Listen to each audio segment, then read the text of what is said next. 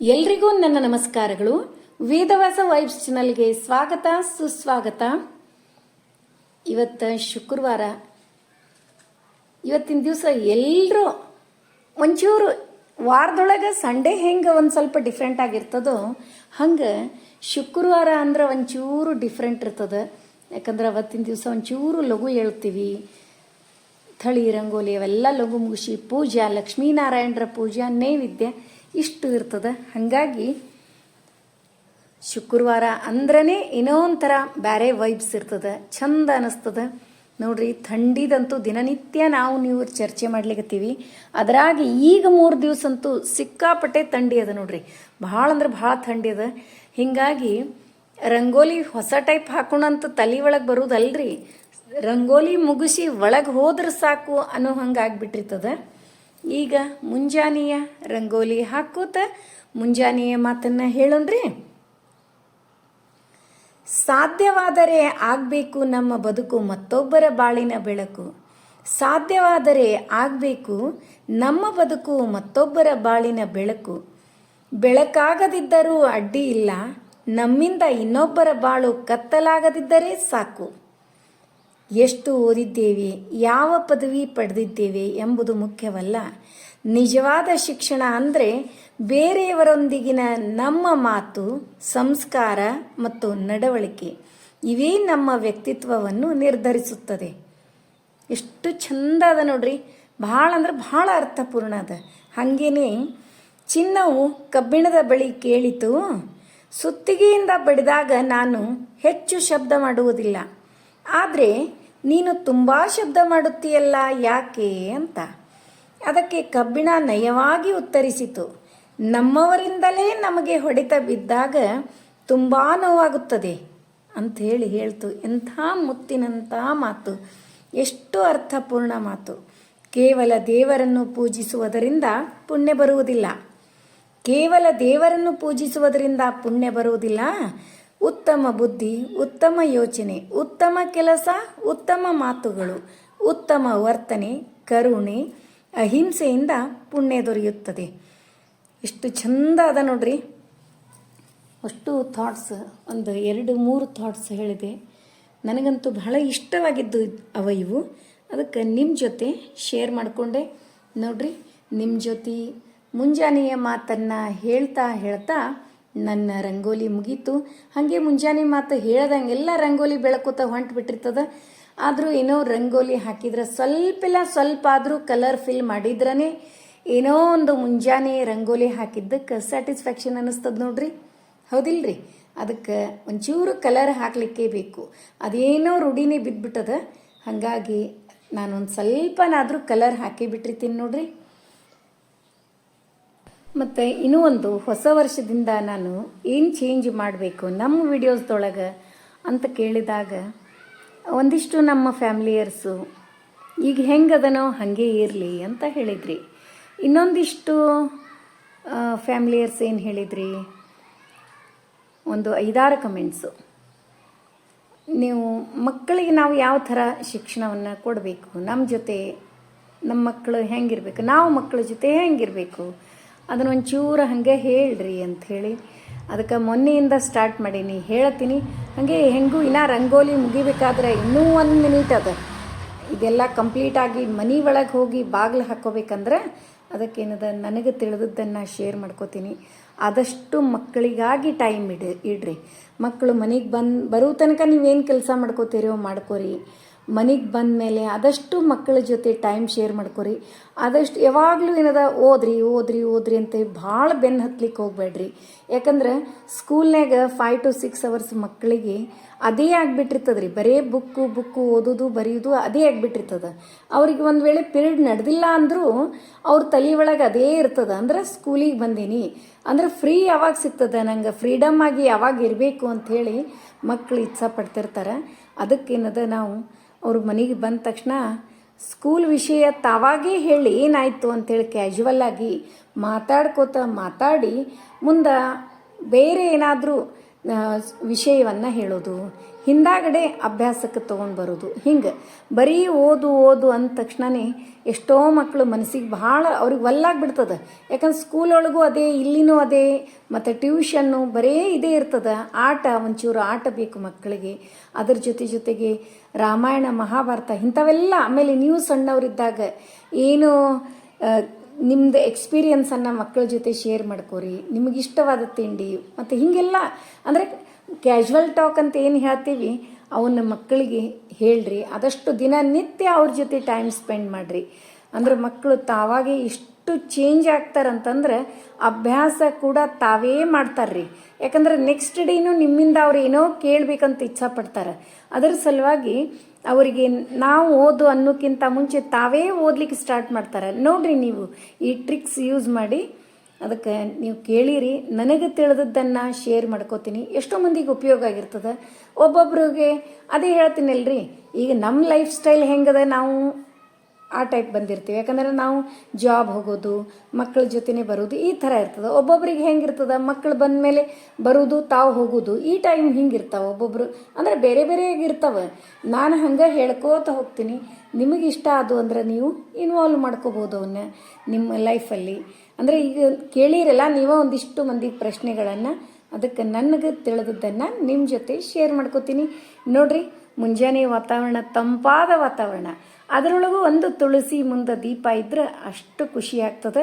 ನೋಡ್ರಿ, ಈಗ ರಂಗೋಲಿ ಹಾಕೋದಾಯ್ತು, ಇನ್ನು ಗೇಟ್ ಹಾಕಿ ಬಾಗಿಲ ಬಂದ್ ಮಾಡಿಬಿಟ್ಟೆ ಅಂದರೆ ಮುಗೀತು ನೋಡ್ರಿ. ಇನ್ನು ಒಳಗಿನ ಕೆಲಸ, ಮನೆ ಒಳಗೂ ಕಸ ಎಲ್ಲ ಆಗ್ಯದ್ರಿ. ಇನ್ನು ಸ್ನಾನ ಮಾಡಿ ಹುಗ್ಗಿ, ಒಂದು ಸೈಡ್ ಹುಗ್ಗಿ, ಇನ್ನೊಂದು ಕಡೆ ಪಾಯಸ, ಲಕ್ಷ್ಮೀನಾರಾಯಣರ ನೈವೇದ್ಯಕ್ಕೆ ಇದನ್ನು ಇಟ್ಟು ಲಕ್ಷ್ಮೀನಾರಾಯಣರ ಪೂಜೆ, ರಂಗೋಲಿ ಮುಗಿಸ್ಕೊಂಡ್ಬಿಡ್ತೀನಿ ರೀ. ಅಂದ್ರೆ ಇದು ಹುಗ್ಗಿ ಆಗೋದಕ್ಕೆ ಅಲ್ಲಿ ಪೂಜೆ ಮುಗೀತದ. ಲಕ್ಷ್ಮೀ ದೇವಿಗೆ ಉಡಿ ತುಂಬಿ ನೈವೇದ್ಯ ಮಾಡಿಬಿಡೋದು. ನಮ್ಮ ಮನೆಯವರ ನೈವೇದ್ಯ ಮಾಡ್ತಾರೆ. ಇಷ್ಟು ನೋಡ್ರಿ. ಅಂದ್ರೆ ದಿನನಿತ್ಯನೂ ಈಗ ಧನುರ್ಮಾಸದೊಳಗೆ ಇದು ಜಾಸ್ತಿ. ಅಂದ್ರೆ ಸ್ನಾನ ಆಗಿ ನೀರು ತುಂಬಿ ಇಟ್ಕೊಂಡಿರ್ತದೆ. ಒಗೆದದ್ದು ಸೀರೆ, ದಿನನಿತ್ಯ ಸೀರೆ ಒಗೆದು ಮಡಿಲೆ ಹಾಕ್ಕೊಂಡೇ ಬಿಟ್ಟಿರ್ತದೆ. ಅದೇ ಸೀರೆಯನ್ನು ಉಟ್ಕೊಂಡಿರ್ತೀನಿ. ಹಂಗೆ ಏನದ ಬರ್ಶಿನ ಕಟ್ಟಿ ಎಲ್ಲ ಕ್ಲೀನ್ ಮಾಡಿಕೊಂಡು ಹುಗ್ಗಿ ಮತ್ತು ಪಾಯಸ ಇವೆರಡನ್ನೂ ಮಾಡಿ ನೈವೇದ್ಯ ಮಾಡಿ, ಮುಂದೆ ಅಡುಗೆ ಏನು ಸ್ಪೆಷಲ್ ಇವತ್ತು ಅಂತೀರೇನ್ರಿ? ಇವತ್ತು ಖರೆ ಹೇಳ್ತೀನಿ ರೀ, ಪಲ್ಯದ ಹಬ್ಬ ಆದಂಗೆ ಆಗ್ಬಿಟ್ಟದ ಮನೆ ಒಳಗೆ. ಏನು ಮಾಡಲಿ ಏನು ಬಿಡಲಿ, ಏನು ಮಾಡಲಿ ಏನು ಬಿಡಲಿ ಅಂತಾರಲ್ರಿ, ಹಂಗೆ. ಅದಕ್ಕೆ ಇದು ಸೂರೆಕಾಯಿ ಇತ್ತು. ಸೂರೆಕಾಯಿ ಚೆಂದಾಗಿ ಒಂದು 2 ಸರಿ ತೊಳೆದು ಈಗ ಹೆರೆದು ಇಟ್ಕೋತೀನಿ. ಅಷ್ಟು ಹೆರೆದು ಒಗ್ಗರಣೆ ಹಾಕ್ತೀನಿ. ಭಾಳ ಟೇಸ್ಟ್ ಆಗ್ತದೆ. ನೀವು ಕೂಡ ಸೂರೆಕಾಯಿ ಪಲ್ಯ ಹಿಂಗೆ ಮಾಡಿ ನೋಡ್ರಿ.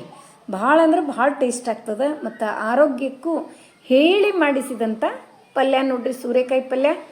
ಅದಕ್ಕೇನದ ನೀವು ಕೂಡ ಹೆಂಗೆ ಮಾಡ್ತೀರಿ ಅನ್ನೋದನ್ನು ಕಮೆಂಟ್ ಮಾಡಿ ತಿಳಿಸ್ರಿ. ಮತ್ತು ಗಜ್ರಿನೂ ಹೆರೆದು ಇಟ್ಕೊಂಡೆ. ಗಜ್ರಿನ ಪಲ್ಯ ಮಾಡಂಗಿಲ್ರಿ, ಕೋಸಂಬರಿ. ಅದಕ್ಕೇನು ಕೋಸಂಬರಿ ಅಂದ್ರೆ ಒಗ್ಗರಣೆ ಏನೂ ಹಾಕಂಗಿಲ್ಲ. ಬರೀ ಒಂಚೂರು ಉಪ್ಪು, ಶೇಂಗಾ ಪುಡಿ ಹಾಕ್ತೀನಿ. ಬೇಕಂದ್ರೆ ಒಣ ಮೆಣಸಿನ್ಕಾಯಿ ಒಗ್ಗರಣೆ ಹಾಕ್ಬಿಟ್ಟು, ನಾನು ಯಾವುದೂ ಒಗ್ಗರಣೆ ಹಾಕಿಲ್ರಿ. ಈಗ ನೋಡ್ರಿ, ಸೂರೆಕಾಯಿ ಪಲ್ಯ, ಸೂರೆಕಾಯಿ ಎಲ್ಲ ಚೆಂದಾಗಿ ಹೆರೆದೆ 1-2 ಸ್ಪೂನು ಎಣ್ಣೆ, ಜೀರಿಗೆ, ಸಾಸಿವೆ, ಅರಿಶಿನ ಪುಡಿ, ಹಿಂಗು ಎಲ್ಲ ಹಾಕಿ ಸೂರೆಕಾಯಿ ಏನು ಹೆರೆದು ಇಟ್ಕೊಂಡಿದ್ದೆ ಎಲ್ಲ ಹೆರೆದದ್ದು ಇಷ್ಟು ಹಾಕಿದೆ ಒಗ್ಗರಣೆ ಒಳಗೆ. ಅದರ ಒಳಗೇನದ 1-2-3 ಹಸಿ ಮೆಣಸಿನ್ಕಾಯಿ, ರುಚಿಗೆ ತಕ್ಕಷ್ಟು ಉಪ್ಪು, ಸ್ವಲ್ಪ ಬೆಲ್ಲದ ಪುಡಿ, ಸ್ವಲ್ಪ ಇಷ್ಟು ಹಾಕಿ ಚೆಂದಾಗಿ ಎಲ್ಲ ಮಿಕ್ಸ್ ಮಾಡಿ, ಸ್ವಲ್ಪ ಕೊತ್ತಂಬರಿ ಹಾಕಿ ತೆಗೆದ್ಬಿಡ್ತೀನಿ. ಮತ್ತು ಇದ್ರೊಳಗೆ ಇನ್ನೊಂದು ಶೇಂಗಾ ಪುಡಿ ಒಂದಿಷ್ಟು ಹಾಕ್ತೀನಿ ರೀ. ಭಾಳ ಅಂದ್ರೆ ಭಾಳ ಟೇಸ್ಟ್ ಆಗ್ತದೆ. ನೀವು ಕೂಡ ಒಂದ್ಸರಿ ಈ ರೆಸಿಪಿ ಟ್ರೈ ಮಾಡಿ ಹೆಂಗಾಗಿತ್ತು ಅಂಥೇಳಿ ಕಮೆಂಟ್ ಮಾಡಿ ತಿಳಿಸೋದು ಮರಿಬೇಡ್ರಿ. ಈಗ ಇನ್ನೊಂದು ನೋಡ್ರಿ, ಈಗ ಸೂರೆಕಾಯಿ ಪಲ್ಯ ಆಯಿತು, ಮತ್ತು ಗಜ್ರಿ, ಕೋಸಂಬರಿ, ಮತ್ತು ಇನ್ನೂ ಒಂದು ಮೂಲಂಗಿ ತೊಪ್ಪಲು, ಅದನ್ನು ತೊಳೆದೀನಿ ರೀ.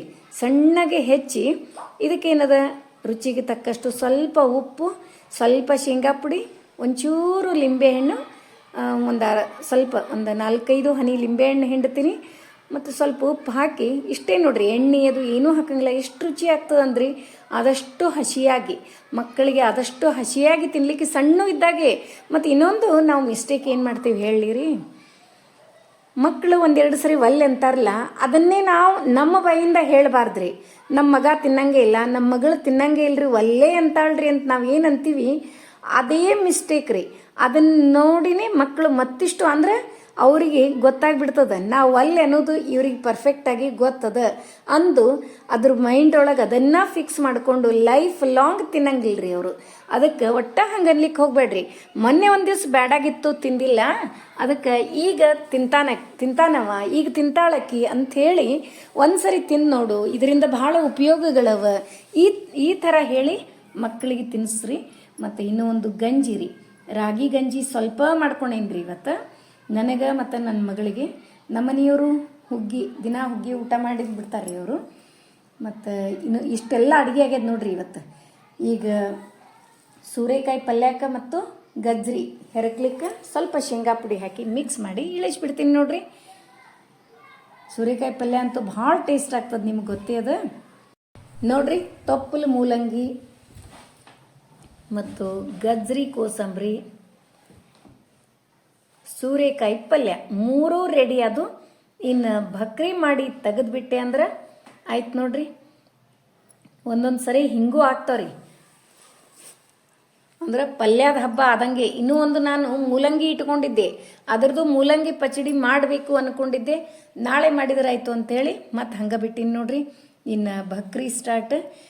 ದಿನನಿತ್ಯ ನಿಮಗೆ ಗೊತ್ತೇ ಅದ, ನಮ್ಮ ಮನೆಯೊಳಗೆ ಹೆಚ್ಚಾಗಿ ಭಕ್ರಿನೇ ಮಾಡ್ತೀವಿ, ಚಪಾತಿನೂ ಮಾಡ್ತೀವಿ, ಆದಷ್ಟು ಭಕ್ರಿ ಜಾಸ್ತಿ. ನೀವೆಲ್ಲರೂ ಇಷ್ಟಪಡ್ತೀರಿ. ಹಂಗೆ ಟ್ರಿಕ್ಸು ಕೇಳಿರಿ, ಹೊಸ್ದಾಗಿ ಕಲೀಲಿಕ್ಕತ್ತವರು ಭಕ್ರಿ ಹೆಂಗೆ ಮಾಡಬೇಕು ಅಂಥೇಳಿ ಟ್ರಿಕ್ಸು ನನ್ನ ಹತ್ರ ಕೇಳಿರಿ. ಅದನ್ನು ಸಪ್ರೇಟ್ ವಿಡಿಯೋ ಮಾಡಿ ತೋರಿಸ್ತೀನಿ ರೀ.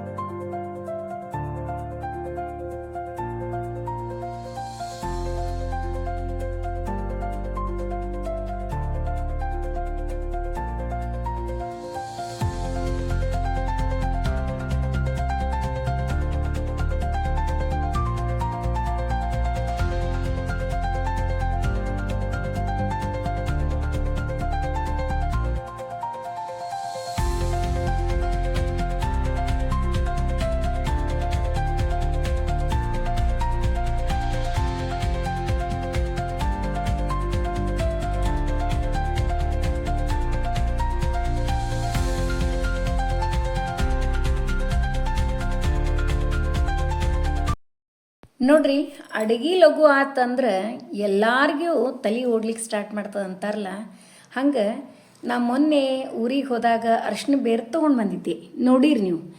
ಈಗ ಅರಿಶಿಣ ಬೇರು ಉಪ್ಪಿನಕಾಯಿ ಮಾಡ್ಲಿಕ್ಕತ್ತೀನಿ ರೀ. ನೋಡ್ರಿ, ಅರಿಶಿಣ ಬೇರು, ಅಲ್ಲ, ಒಂದು 2-3 ಲಿಂಬೆಹಣ್ಣು, ಒಂದು 5-6 ಹಸಿ ಮೆಣಸಿನ್ಕಾಯಿ ಇಷ್ಟು ತೊಗೊಂಡಿನಿ. ಈಗ ಈ ಅರಿಶಿಣ ಬೇರು ಅವಲ್ರಿ, ಇವನ್ ತಂದ 8-10 ದಿವಸ ಆಯಿತು. ನಾ ಪುಣೆದಿಂದ ಬರಬೇಕಾದ್ರೆ ತೊಗೊಂಡು ಬಂದಿದ್ದೆ ನೋಡ್ರಿ. ಇವು ಒಣಗಿದಂಗೆಲ್ಲ ಹಳದಿ ಆಗ್ತಾವೆ. ಇವು ಭಾಳ ಹಸಿ ಇದ್ದಾಗ ಏನು ಅನಿಸ್ತಾವೆ, ಎಲ್ಲೋನೇ ಇರಂಗಿಲ್ಲ ರೀ ಒಳಗೆ. ಅವನ್ನ ನೋಡಿದ್ರೆ ಹಸಿ ಶುಂಠಿ ಇರ್ತದಲ್ರಿ, ಅಲ್ಲ ಹಂಗೆ ಅನಿಸ್ತಿರ್ತದೆ. ನೋಡ್ಲಿಕ್ಕೆ ಕನ್ಫ್ಯೂಸರ್, ಎರಡೂ ನೋಡ್ಲಿಕ್ಕೆ ಹತ್ರ ಅಷ್ಟು ಕನ್ಫ್ಯೂಸ್ ಆಗ್ತದೆ. ಈಗೇನದ ಹಳದಿ ಆಗ್ಯಾವ, ಯಾಕಂದ್ರೆ 8-10 ದಿವಸ ಆಯ್ತಲ್ರಿ ನಾ ತೊಗೊಂಡು ಬಂದು. ಚೂರು ಆಗ್ಯಾವ, ಇನ್ನೂ ಚಲೋನೇ ಅವ. ಅವನ್ನೆಲ್ಲ ಚೆಂದಾಗಿ ತೊಳೆದು ಸ್ವಚ್ಛ, ಒಂಚೂರು ನೀರು ಇರಬಾರ್ದು, ಒರೆಸಿ ಅವನು ಸಣ್ಣಗೆ ಹೆಚ್ಚಲಿಕ್ಕತ್ತೀನಿ ರೀ. ಸಣ್ಣಗೆ ಅಂದ್ರೆ ಸ್ವಲ್ಪ ಉದ್ದುದ್ದ ಸ್ಲೈಸ್, ತೆಳ್ಳಗಿನ ಸ್ಲೈಸ್ ಅಂತ ಏನು ಕರಿತೀವಿ ನೋಡ್ರಿ, ಹಿಂಗೆ ಹೆಚ್ಚಿಟ್ಕೊಂಡೀನಿ. ಹಾಗೆ ಇನ್ನು ಅಲ್ಲ ಅಂದ್ರೆ ಹಸಿ ಶುಂಠಿ ಹೆಚ್ಚಿಟ್ಕೋತೀನಿ ನೋಡ್ರಿ. ಎಷ್ಟಾಗ್ಯಾವ ಮೊದಲು ಬಾಟಲ್ ಒಳಗೆ ಹಾಕ್ತೀನಿ ರೀ, ಆಮೇಲೆ ಮತ್ತೆ ತೆಗಿಯೋಣ, ಯಾಕಂದ್ರೆ ಒಂದಿಷ್ಟು ಮಸಾಲೆ ಪುಡಿ ಹಾಕಬೇಕಲ್ಲ ಅದಕ್ಕೆ ಈಗೇನದ ಅಲ್ಲ ಮತ್ತು ಹಸಿಮೆಣ್ಸಿನ್ಕಾಯಿ ಎರಡೂ ಅವನು ಕೂಡ ಸಣ್ಣ ಸಣ್ಣ ಸ್ಲೈಸು ಉದ್ದುದ್ದನ್ನು ಹೆಚ್ಚಿ ಇಟ್ಕೋತೀನಿ. ಹಸಿಮೆಣ್ಸಿನ್ಕಾಯಿ ಇದು ಒಂದು 8-10 ದಿವಸ ಬಿಟ್ಟು, 8-10 ದಿವಸ ಇದನ್ನು ಒಂದು ಸ್ಪೂನ್ ತೊಗೊಂಡು ಕೈ ಆಡಿಸಿ ಇಡಬೇಕು ಬಾಟಲ್ ಒಳಗೆ, ಅಂದರೆ ಕೆಡಂಗಿಲ್ಲ. ಮತ್ತು ನೀರಿನ ಅಂಶ ಇರಬಾರ್ದು, ಯಾವುದೋ ಉಪ್ಪಿನಕಾಯಿಗೆ ನೀರಿನ ಅಂಶ ಇರಬಾರ್ದು. ಮತ್ತು ಇದು ಏನದ, ಇದರೊಳಗೆ ಎಲ್ಲನೂ ಹೆಲ್ದಿನೇ ಅದ ರೀ. ಒಂದು ಶುಂಠಿ ಅನ್ರಿ, ಒಂದು ಅರಿಶಿಣ ಬೇರನ್ರಿ, ಅಷ್ಟು ಆರೋಗ್ಯಕ್ಕೆ ಬಹಳ ಹಿತಕರವಾದದ್ದು, ಆರೋಗ್ಯಕ್ಕೂ ಒಳ್ಳೆಯದು, ಬಾಯಿಗೂ ರುಚಿ. ಅದಕ್ಕೇನದ, ಇದನ್ನು ಎಲ್ಲರ ಹಸಿ ಅರಿಶಿಣ ಬೇರು ಸಿಕ್ಕರೆ ಒಟ್ಟ ಬಿಡ್ಲಿಕ್ಕೆ ಹೋಗ್ಬೇಡ್ರಿ, ಅದನ್ನು ಉಪಯೋಗಿಸ್ರಿ, ಆರೋಗ್ಯಕ್ಕೂ ಚಲೋ, ಹಾರ್ಟಿಗಂತೂ ಹೇಳಿ ಮಾಡಿಸಿದ್ದು. ಅದಕ್ಕೇನದ, ಅದು ಸ್ವಲ್ಪ ಡಿಫ್ರೆಂಟ್ ಟೇಸ್ಟ್ ಇರಲಿ ಅಂತ ತಿಳ್ಕೊಂಡು ಸಿಕ್ಕಾವಲ್ರಿ, ಸಿಗದೇ ಇದ್ದಾಗ ಅದನ್ನು ಹುಡ್ಕೋಂಗಿಲ್ಲ, ಸಿಕ್ಕಾವ ಅಂದ ಕೂಡಲೇ ಒಂದು ಉಪಯೋಗ ಮಾಡ್ಕೊಳ್ಳೋದು, ಹೌದಿಲ್ರಿ. ನೋಡ್ರಿ ಅಲ್ಲಾನು ಹಸಿ ಶುಂಠಿನೂ ನಾನು ಚೆಂದಾಗಿ ಉದ್ದುದ್ದ ಸಣ್ಣ ಸಣ್ಣ ಸ್ಲೈಸ್ ಹೆಚ್ಚಿ ಇಟ್ಕೊಳಕತ್ತೀನಿ. ಹಸಿ ಮೆಣಸಿನ್ಕಾಯಿ ಆಯಿತು, ಇಷ್ಟೆಲ್ಲ ಆಯಿತು. ಈಗ ಮಸಾಲೆ ಪುಡಿ ಏನು ಮಾಡ್ತೀನಿ ಅದಕ್ಕಂದ್ರೆ ಸ್ವಲ್ಪ 1 ಮುಷ್ಟಿಯಷ್ಟು ಮೆಂತೆ, ಜೀರಿಗೆ, ಸಾಸಿವೆ, 2 ಮುಷ್ಟಿ ಸಾಸಿವೆ ಚೆಂದಾಗಿ ಹುರ್ಕೊಂಡು ಪೌಡ್ರ್ ಮಾಡಿ ಇಟ್ಕೊಂಡು ಬಿಡ್ತೀನಿ. ಹಾಗೆ ಲಿಂಬೆ ಹಣ್ಣು ಹಾಕ್ತೀನಿ ರೀ ಇದ್ರೊಳಗೆ. ಲಿಂಬೆಹಣ್ಣು ಚೌಕ ಎಲ್ಲ ಟೈಪ್ ಹೆಚ್ಕೊಂಡೀನಿ, ಸಣ್ಣ ಸಣ್ಣನೂ ಹೆಚ್ಕೊಂಡೀನಿ, ಎಲ್ಲ ಹೆಚ್ಚಿ ಇಟ್ಕೊಂಡೀನಿ. ಒಂದು 3-4 ಲಿಂಬೆಹಣ್ಣು ಹೆಚ್ಚಿ ಇಟ್ಕೊಂಡೀನಿ. ಈಗ ಒಗ್ಗರಣೆ, ಸಾಸಿವೆ ಎಣ್ಣೆ ಒಗ್ಗರಣೆ ಹಾಕಿದ್ರು ನಡೀತದೆ, ಶೇಂಗಾ ಎಣ್ಣೆನೂ ನಡೀತದೆ. ನಾ ಈಗ ಸಾಸಿವೆ ಎಣ್ಣೆ, ಶೇಂಗಾ ಎಣ್ಣೆ ಎರಡೂ ಮಿಕ್ಸ್ ಮಾಡಿ ಹಾಕ್ಲಿಕತ್ತೀನಿ ರೀ. ಒಂದಿಷ್ಟು ಎಣ್ಣೆ, ಜೀರಿಗೆ, ಸಾಸಿವೆ, ಅರಿಶಿನ ಪುಡಿ, ಚೂರು ಇಂಗು ಇದೆಲ್ಲ ಹಾಕಿ ಈಗೇನು ನಾ ಎಲ್ಲ ಬಾಟಲ್ ಒಳಗೆ ಹಾಕಿಟ್ಟಿದ್ನಲ್ರಿ, ಅರಿಶಿನ ಬೇರು, ಅಲ್ಲ, ಮೆಣಸಿನ್ಕಾಯಿ ಇವನ್ನೆಲ್ಲ ಒಂದು ಬುಟ್ಟಿಗೆ ತೆಗೆದು ಅದರೊಳಗೆ ರುಚಿಗೆ ತಕ್ಕಷ್ಟು ಉಪ್ಪು, ಮಸಾಲೆ ಪುಡಿ ಏನು ಮಾಡ್ಕೊಂಡಿದ್ನೆಲ್ಲ ಮೆಂತೆ, ಸಾಸಿವೆ ಇವನ್ನೆಲ್ಲ, ಜೀರಿಗೆ, ಆ ಮಸಾಲೆ ಪುಡಿ ಇದ್ರೊಳಗೆ ಕೂಡಿಸಿದೆ. ಹಾಗೆ ಲಿಂಬೆ ಹಣ್ಣನ್ನು ಹಾಕಿದೆ ಎಲ್ಲ. ಮತ್ತು ಉಪ್ಪು, ಸ್ವಲ್ಪ ಉಪ್ಪು ಜಾಸ್ತಿ ಹಾಕಬೇಕು. ಉಪ್ಪಿನಕಾಯಿಗೆ ಯಾವಾಗಲೂ ಉಪ್ಪು ಒಂಚೂರು ಜಾಸ್ತಿ ಇರಬೇಕು, ಯಾಕಂದ್ರೆ ಮೆಣಸಿನಕಾಯಿ ಮತ್ತು ಲಿಂಬೆ ಹಣ್ಣದ, ಹೀಗಾಗಿ ಸ್ವಲ್ಪ ಉಪ್ಪು ಜಾಸ್ತಿನೇ ಹಾಕೋದು. ನೋಡಿರಿ, ಒಂದು 2 ಸ್ಪೂನು ಖಾರ ಪುಡಿ ಹಾಕ್ತೀನಿ. ಅರಿಶಿನ ಪುಡಿ ಅದ, ಖಾರ ಪುಡಿ ಹಾಕಿದರೆ ಕಲರ್ ಚಂದ ಬರ್ತದೆ ಮತ್ತು ಡಿಫ್ರೆಂಟ್ ಟೇಸ್ಟ್ ಆಗ್ತದೆ ಅಂಥೇಳಿ ಒಂದು 2 ಸ್ಪೂನು ಖಾರ ಪುಡಿ ಹಾಕೀನಿ. ಒಂದು ಲಿಂಬೆಹಣ್ಣು, 1-2 ಲಿಂಬೆಹಣ್ಣು ರಸ ಮ್ಯಾಲೆ ಹಿಂಡಿ. ಇನ್ನು ಒಗ್ಗರಣೆ ಏನು ಮಾಡೇನಲ್ರಿ, ಇದು ಆರಿದ ಮೇಲೆ, ಒಗ್ಗರಣೆ ಆರಿದ ಮೇಲೆ ಈ ಬಾಟಲಿಗೆ ಹಾಕಿ ಮುಚ್ಚಿಟ್ಬಿಡ್ತೀನಿ. ನೋಡ್ರಿ, ಮಸ್ತ್ ಟೇಸ್ಟಿಯಾದ ಹಸಿ ಅಲ್ಲ, ಅರಿಶಿನ ಬೇರು, ಉಪ್ಪಿನಕಾಯಿ ರೆಡಿ ಆಗ್ತದೆ. ನೋಡ್ರಿ, ಇಷ್ಟು ಮಿಕ್ಸ್ ಮಾಡಿಡ್ತೀನಿ. ಈಗ ಸ್ಕೂಲಿಗೆ ಹೋಗಿ ಬಂದ ಮೇಲೆ ಇದು ಯಾವ ಕಲರ್ ಬಂದಿರ್ತದೆ ತೋರಿಸ್ತೀನಿ ನಿಮಗೆ.